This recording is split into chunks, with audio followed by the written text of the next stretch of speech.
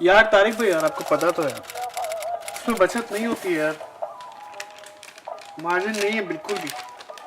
थोड़ा ख्याल अब हमारा भी रखो यार। सही है सही है, मैं 50 पीस भिजवाता हूँ। सही है, ओके ओके अल्लाह हाफ़िज़, ओके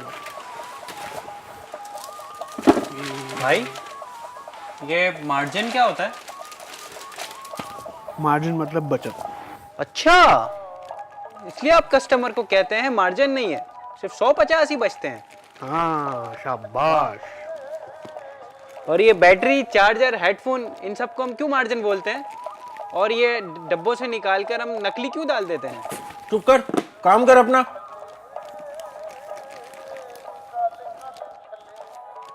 भाई हम फोन तो ओरिजिनल बेचते हैं ना?